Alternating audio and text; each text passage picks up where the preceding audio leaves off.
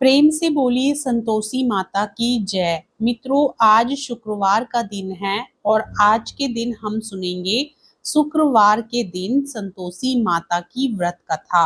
अगर आप शुक्रवार का व्रत करते हैं तो शुक्रवार की व्रत कथा अवश्य सुननी या पढ़नी चाहिए। ऐसा करने से माता की पूजा अर्चना संपूर्ण होती है। परंतु यदि आप व्रत नहीं भी रख रहे हैं तो भी आज के दिन आप यह कथा सुनकर पुण्य फल प्राप्त कर सकते हैं। तो आइए पूर्ण श्रद्धा भाव के साथ शुक्रवार संतोषी माता की व्रत कथा को श्रवण करते हैं। प्रेम से बोलिए संतोषी माता की जय। एक गांव में एक बुढ़िया रहती थी जिसके 7 बेटे थे। 6 बेटे कमाने वाले थे और एक बेटा निकम्मा था। बुढ़िया माँ 6 पुत्रों का झूठा 7वें पुत्र को देती। 7वां पुत्र एक दिन अपनी पत्नी से बोला, देखो मेरी माता का मुझ पर कितना प्रेम है। वह बोली, क्यों नहीं, सबका झूठा बचा हुआ तुमको खिलाती है। वह बोला, जब तक आंखों से ना देख लूं मान नहीं सकता। पत्नी ने हंसकर कहा, देख लोगे तब तो मानोगे। कुछ दिन बाद एक बड़ा त्योहार आया। घर में 7 प्रकार के भोजन और चूरमा के लड्डू बने। वह पत्नी की बात को जांचने के लिए सिर दर्द का बहाना बनाकर पतला कपड़ा सिर पर ओढ़कर रसोई घर में जाकर सो गया और कपड़े में से सब देखता रहा। 6 भाई भोजन करने आए। उसने देखा माँ ने उनके लिए सुंदर सुंदर आसन बिछाए, 7 प्रकार की रसोई परोसी और आग्रह कर करके उन्हें भोजन कराती रही। वह देखता रहा। 6 भाई भोजन कर उठ गए। तब माँ ने उनकी 5 थालियों में से लड्डुओं के टुकड़ों को उठाया और एक लड्डू बनाया। जूठन साफ कर माँ ने उसे पुकारा, उठ बेटा उठ, तेरे भाइयों ने भोजन कर लिया, तू भी उठकर भोजन कर ले। उसने कहा, माँ मुझे भोजन नहीं करना, मैं परदेश जा रहा हूँ। माता ने कहा, कल जाना हो तो आज ही जा। वह बोला, हाँ हाँ जा रहा हूँ। यह कहकर वह घर से निकल गया। चलते समय उसे पत्नी की याद आई। वह गौशाला में कंडे थाप रही थी। वहां जाकर वह बोला, मेरे पास तो कुछ नहीं है, यह अंगूठी है, सो ले लो और अपनी कोई निशानी मुझे दे दो। वह बोली, मेरे पास क्या है, यह गोबर भरा हाथ है। यह कहकर पत्नी ने उसकी पीठ पर गोबर के हाथ की थाप मार दी। वह चल दिया। चलते चलते दूर देश में पहुंचा। वहां एक साहूकार की दुकान थी। वहां जाकर बोला, सेठ जी मुझे नौकरी पर रख लो। साहूकार को नौकर की सख्त जरूरत थी। साहूकार ने कहा, काम देखकर तनख्वाह मिलेगी। उसने कहा, सेठ जी जैसा आप ठीक समझें। उसे साहूकार के यहाँ नौकरी मिल गई। वह वहां दिन रात काम करने लगा। कुछ दिन में दुकान का लेन देन, हिसाब किताब, ग्राहकों को माल बेचना, सारा काम करने लगा। साहूकार के 7-8 नौकर थे। वे सब चक्कर खाने लगे। लेकिन उसने अपनी लगन, परिश्रम और ईमानदारी से सभी को पीछे छोड़ दिया। उसे अपने किए का फल मिला। सेठ ने भी उसका काम देखा और 3 महीने में ही उसे मुनाफे में साझीदार बना लिया। परिश्रम करते करते 12 वर्ष में ही वह नगर का नामी सेठ बन गया और सेठ अपना सारा कारोबार उस पर छोड़कर बाहर चला गया। इधर उसकी पत्नी पर क्या बीती वह सुने। सास ससुर उसे दुख देने लगे। गृहस्थी का काम करवाकर उसे लकड़ी लेने जंगल में भेजते।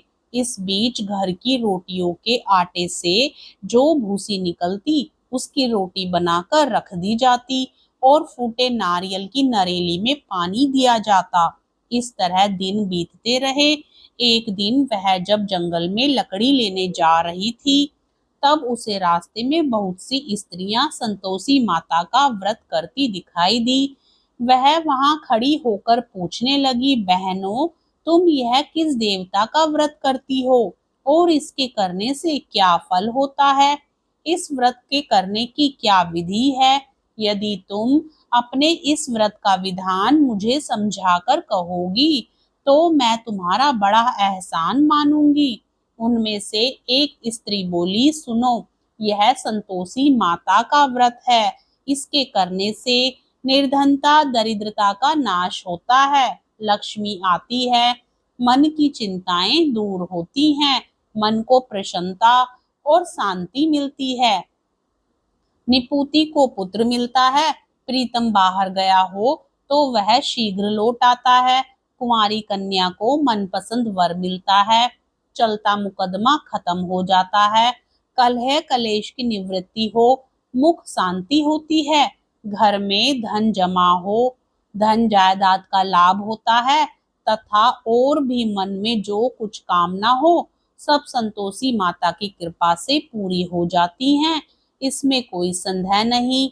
वह पूछने लगी, यह व्रत कैसे किया जाता है, यह भी बताओ तो बड़ी कृपा होगी।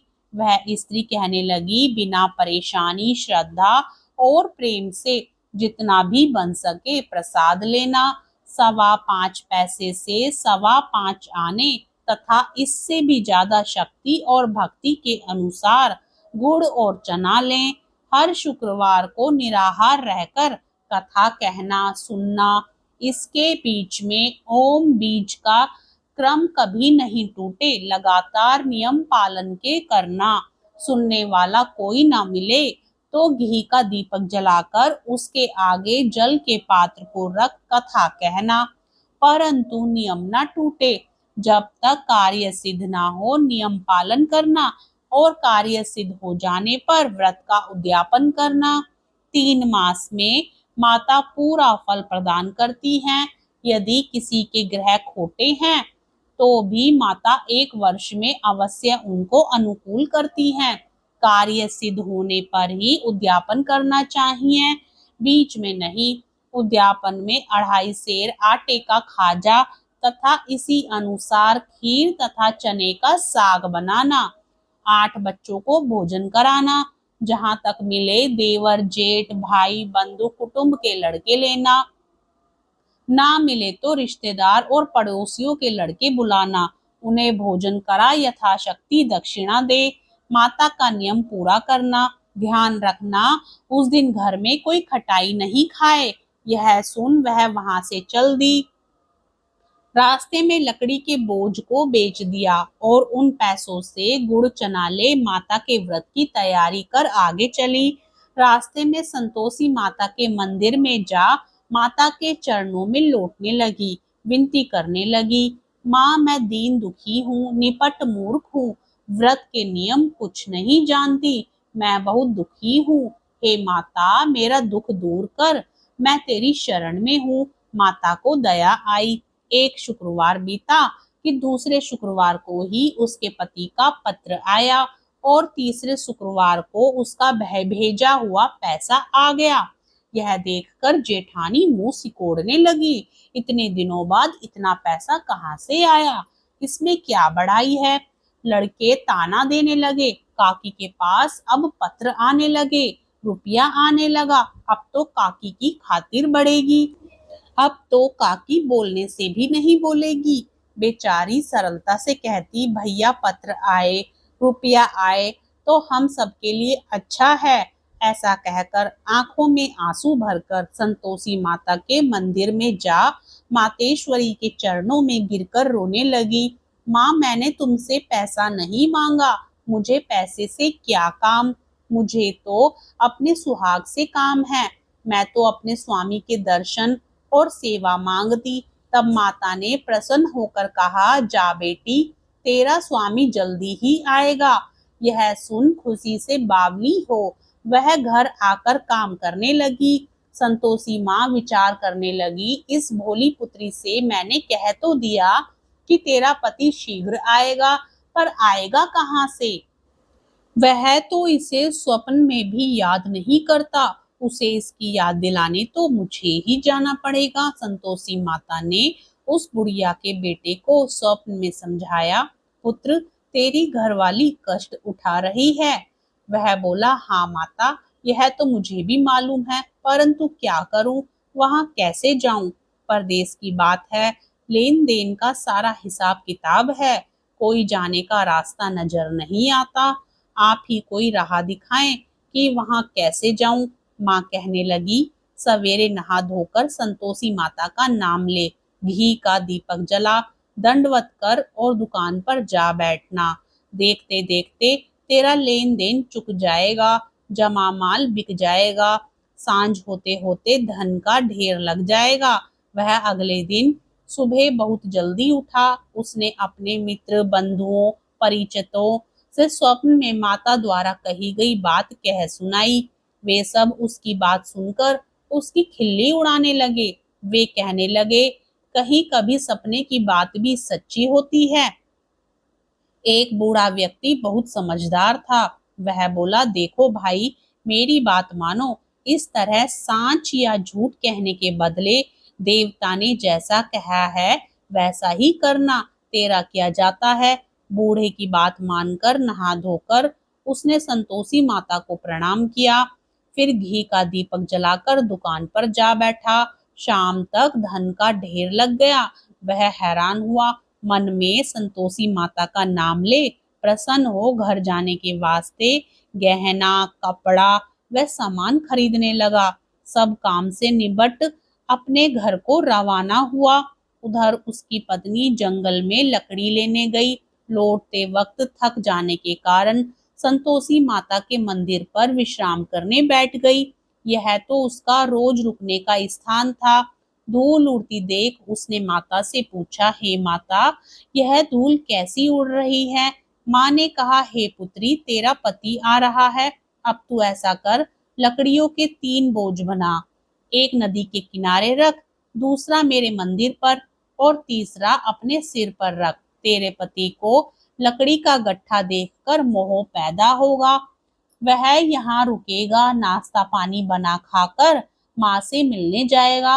तू लकड़ी का बोझ उठाकर जाना और बीच चौक में गट्ठा डालकर 3 आवाज जोर से लगाना। लो सासू जी, लकड़ियों का गट्ठा लो, भूसे की रोटी दो, नारियल के खोपरे में पानी दो, आज कौन मेहमान आया है? संतोषी माँ की बात सुनकर वह बहुत बहुत अच्छा माँ कहकर प्रसन्न मन से लकड़ियों के 3 बोझ बना लाई। एक नदी के तट पर, दूसरा माता के मंदिर पर रखा। इतने में ही मुसाफिर वहां आ पहुंचा। सूखी लकड़ी देख उसको इच्छा हुई कि अब यहीं विश्राम कर ले और भोजन बनाकर खा पी कर गांव चले। इस प्रकार भोजन कर विश्राम कर वह अपने गांव में आ गया। उसी समय बहू सिर पर लकड़ी का गट्ठा लिए आई। उसने गट्ठे को आंगन में डाला, जोर से 3 आवाजें दी, लो सासू जी, लकड़ी का गट्ठा लो, भूसे की रोटी दो, नारियल के खोपरे में पानी दो, आज कौन मेहमान आया है? यह सुनकर सास ने अपने दिए हुए कष्टों को भुलाने के लिए कहा, बहू, तू ऐसा क्यों कहती है? तेरा मालिक ही तो आया है। बैठ, मीठा भात खाकर कपड़े गहने पहन। पत्नी की आवाज सुनकर उसका स्वामी बाहर आया और उसके हाथ में पहनी अंगूठी देख व्याकुल हो गया। उसने माँ से पूछा, माँ यह कौन है? माँ बोली, बेटा तेरी पत्नी है। आज 12 वर्ष हो गए जब से तू गया है, तब से सारे गांव में जानवर की तरह भटकती फिरती है, काम काज कुछ करती नहीं, 4 समय खाकर जाती है। अब मुझे देखकर भूसे की रोटी और नारियल के खोपरे में पानी मांगती है। वह बोला, माँ मैंने इसे भी देखा है और तुम्हें भी। मुझे दूसरे घर की चाबी दो, मैं उसमें रहूंगा। ठीक है बेटा, जैसी तेरी मर्जी, कहकर माँ ने चाबी का गुच्छा बेटे के सामने रख दिया। उसने दूसरे घर को खोलकर सारा सामान जमाया। एक ही दिन में वहां राजा के महल जैसा ठाट बाट बन गया। अब क्या था, वह सुख भोगने लगी। अगला शुक्रवार उसने पति से कहा, मुझे संतोषी माता का उद्यापन करना है। पति बोला, बहुत अच्छा, खुशी से कर लो। वह उद्यापन की तैयारी करने लगी। जेठ के लड़कों को भोजन के लिए कहने गई। उन्होंने मंजूर किया, परंतु पीछे से जेठानी ने अपने बच्चों को सिखलाया, देखो रे, भोजन के समय सब लोग खटाई मांगना, जिससे उसका उद्यापन पूरा ना हो। लड़के भोजन करने आए, खीर पेट भर खाई, परंतु याद आते ही कहने लगे, हमें कुछ खटाई खाने को दो, खीर खाना हमें भाता नहीं, देखकर अरुचि होती है। लड़के उठ खड़े हुए, बोले, पैसे लाओ। भोली बहू कुछ जानती ना थी, उसने उन्हें पैसे दे दिए। लड़कों ने बाजार जाकर उन पैसों से इमली खरीदी और खाई। यह देखकर बहू पर माताजी ने कोप किया। राजा के दूत उसके पति को पकड़ कर ले गए। अब सब मालूम हो जाएगा जब जेल की रोटी खाएगा। बहू से यह वचन सहन नहीं हुए। वह संतोषी माता के मंदिर में गई और कहने लगी, माता तुमने यह क्या किया? हंसाकर क्यों रुलाने लगी? माता बोली, पुत्री तूने मेरा व्रत भंग किया है, इतनी जल्दी सब बातें भुला दी। वह बोली, माता भूली तो नहीं हूँ, ना कुछ अपराध किया है, मुझे तो लड़कों ने भूल डाल दिया, मुझे क्षमा करो माँ। माँ बोली, ऐसी भूल भी कहीं होती है? वह बोली, अब कोई भूल नहीं होगी, अब बताओ मेरे पति कैसे आएंगे? माँ बोली, पुत्री जा, तेरा पति तुझे रास्ते में ही आता मिलेगा। वह मंदिर से निकलकर बाहर आई तो रास्ते में उसे अपना पति आता हुआ मिला। उसने पूछा, कहाँ गए थे? वह बोला, इतना धन जो कमाया है उसका कर राजा ने मांगा था, वह भरने गया था। वह प्रसन्न होकर बोली, भला हुआ, अब घर चलो। फिर अगला शुक्रवार आया। वह बोली, मुझे माता का उद्यापन करना है। पति ने कहा, ठीक है करो। वह फिर जेठ के लड़कों से भोजन को कहने गई। जेठानी ने लड़कों को सिखा दिया कि तुम पहले ही खटाई मांगना। लड़के भोजन करने बैठे, लेकिन भोजन करने से पहले ही कहने लगे, हमें खीर पूरी नहीं भाती, जी बिगड़ता है, कुछ खटाई खाने को दो। वह बोली, खटाई खाने को नहीं मिलेगी, खाना हो तो खाओ। उनके उठकर चले जाने पर उसने ब्राह्मणों के लड़के बुलाकर भोजन करवाया। दक्षिणा की जगह उन्हें एक एक फल दिया। इससे संतोषी माता प्रसन्न हो गई। माता की कृपा से 9 माह बाद उसको चंद्रमा के समान एक सुंदर पुत्र प्राप्त हुआ। पुत्र को लेकर वह प्रतिदिन संतोषी माता के मंदिर में जाने लगी। माँ ने सोचा कि यह रोज आती है, आज क्यों ना मैं ही इसके घर चलूं, इसका आसरा देखूं तो सही। वह विचार कर माता ने भयानक रूप बनाया और गुड़ और चने से सनामुख, ऊपर से मुंड के समान होठ, उस पर मक्खियां भिनभिना रही थी। दहलीज में पैर रखते ही उसकी सास चिल्लाई, देखो रे, कोई चुड़ैल डाकिनी चली आ रही है, लड़को इसे भगाओ नहीं तो सबको खा जाएगी। बहू रोशनदान से देख रही थी। वह प्रसन्न हो उठी, आज मेरी माता मेरे घर आई हैं। यह देखकर उसने दूध पीते बच्चे को गोद से उतार दिया। इस पर उसकी सास क्रोध में भरकर बोली, अरे रांड, इसे देखकर कैसी उतावली हुई है जो बच्चे को पटक दिया। इतने में माँ के प्रताप से जहां देखो वहां लड़के ही लड़के नजर आने लगे। वह बोली, माँ जी, मैं जिनका व्रत करती हूँ वह यही संतोषी माता हैं। इतना कह उसने झट से घर के सारे किवाड़ खोल दिए। सबने माता के चरण पकड़ लिए और विनती करके कहने लगे, हे माता, हम मूर्ख हैं, अज्ञानी हैं, तुम्हारे व्रत की विधि हम नहीं जानते, तुम्हारा व्रत भंग कर हमने बड़ा ही अपराध किया है। हे माता, आप हमारे अपराधों को क्षमा करो। इस प्रकार बार बार कहने पर संतोषी माता प्रसन्न हुई। इसके बाद उसकी सास कहने लगी, हे संतोषी माता, आपने बहू को जैसा फल दिया वैसा सबको देना, जो यह कथा सुने या पढ़े उसका मनोरथ पूर्ण करना। प्रेम से बोलिए संतोषी माता की जय।